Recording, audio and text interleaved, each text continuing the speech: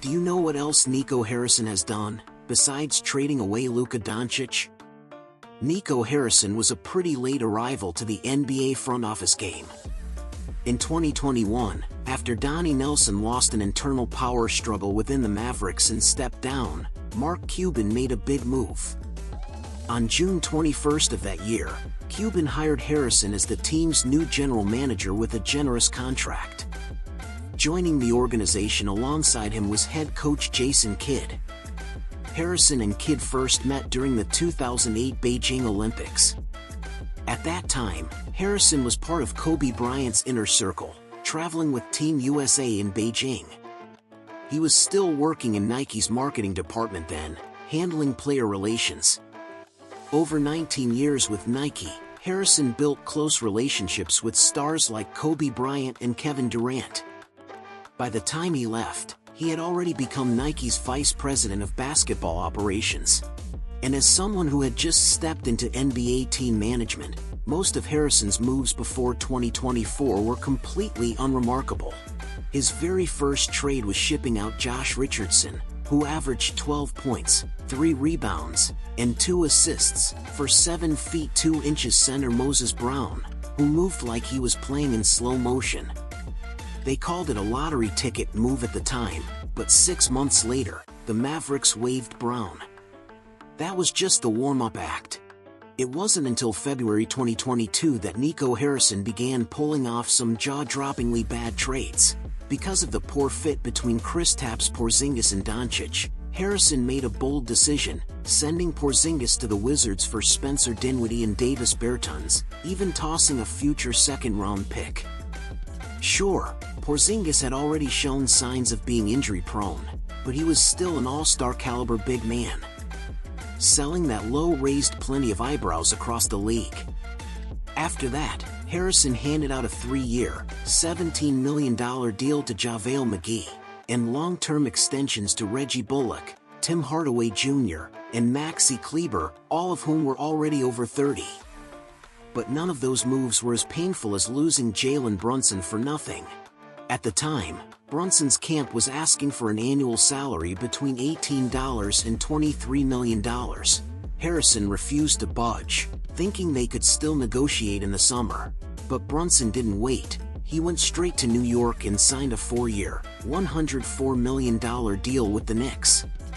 In February 2023, the Mavericks traded Dinwiddie, Dorian Finney-Smith, a first-round pick, and 2 seconds for Kyrie Irving. That trade was great at AD at the time. That season, Dallas missed the playoffs entirely due to poor chemistry. Harrison was slammed by the media, but in the following season, things suddenly clicked.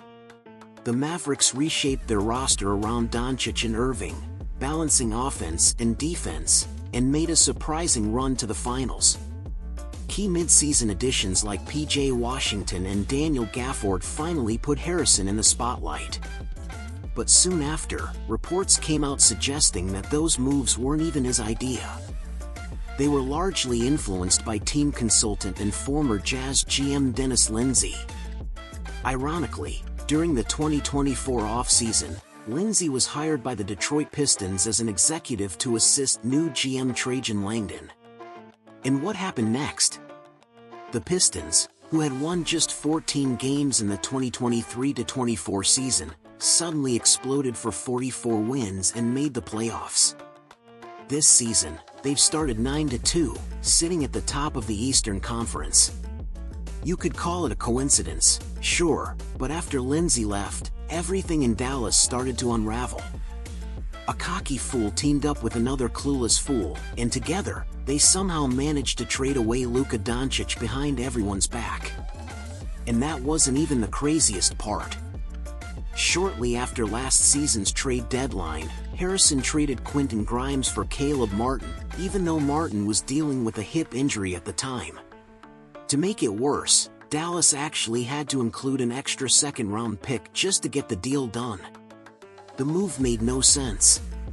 Because of that trade, the Mavericks ended up in a salary cap bind for the rest of the season, unable to even sign players on minimum contracts. Then came a wave of injuries, which many believe was directly linked to the team's short rotation and player overuse. Later, Grimes revealed that after Doncic was traded, he asked Harrison why he was being moved too, but Harrison just gave him a cold look and said nothing. In other words, that deal for Martin might have just been Harrison venting his personal frustration. And his damage didn't stop there.